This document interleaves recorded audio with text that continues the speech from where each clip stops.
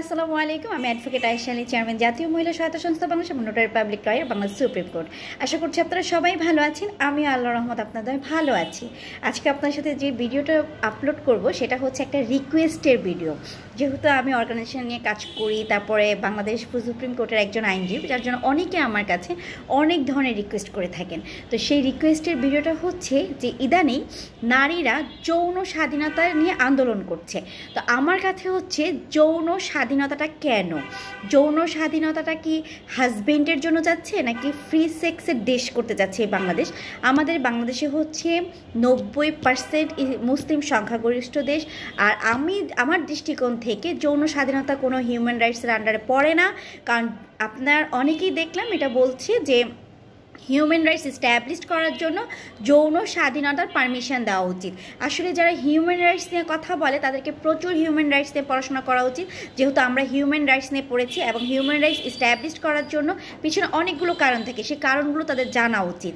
আরেকটা হচ্ছে যে ওনারা যারা যৌন স্বাধীনতা চাচ্ছেন তারা কি একবারও চিন্তা করেছেন যে এই যৌন স্বাধীনতাটা মানে কি? আপনি কি আপনার মেয়েকে যেখানে সেখানে যৌনতার জন্য ইনভলভ করার চেষ্টা করবেন?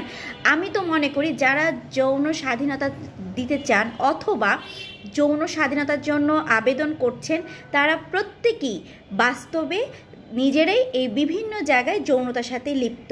কিন্তু আপনি কাদের জন্য যৌন স্বাধীনতা চাচ্ছেন? বাংলাদেশের 90% মহিলারা কিন্তু যৌন স্বাধীনতা চায় না।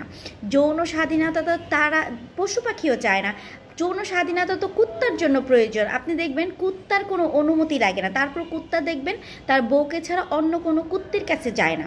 যার জন্য কুত্তা বলেন অথবা যে কোনো পশু পাখি বলেন, তাদেরও কিন্তু একটা সংসার আছে, তাদেরও কিন্তু একটা পছন্দের মানুষ আছে।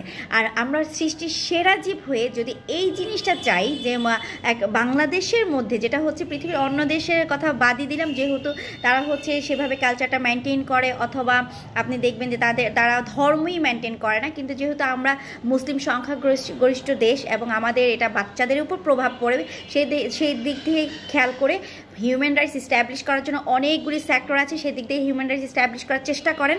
কিন্তু এই যে যৌন স্বাধীনতা নিয়ে যে আন্দোলন করছেন, এই আন্দোলনটা কিন্তু পরবর্তীতে যারা আপনার ঘরে থাকে, শুধুমাত্র যে প্রফেশনাল লেডি তারা না, যারা কিন্তু হোম মেকার আছে অথবা যারা হাউস ওয়াইফ আছে, দেখবেন সেই নারীরা কিন্তু পরবর্তী রাস্তায় নেমে আসবে যে কেন যৌন স্বাধীনতা বাংলাদেশে আবেদন করা হলো অথবা এটা কেন গ্রহণ করা হলো। যার জন্য আমি আশা করব যারা কিনা আন্দোলন করছেন তারা এটা খুব হিসাব নিকাশ করবেন এবং এখান থেকে সরে আসার চেষ্টা করবেন। কারণ আমি যেটা জানি যে কুত্তার শুধু যৌন স্বাধীনতার প্রয়োজন হয়ে থাকে, একটা মানুষের সৃষ্টির সেরা জীবের কখনোই যৌন স্বাধীনতার প্রয়োজন হয় না।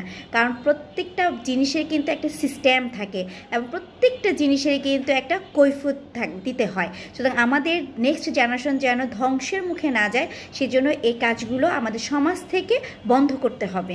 আশা করি আপনারা সবাই ভালো থাকবেন, আমার জন্য দোয়া করবেন। আল্লাহ হাফেজ।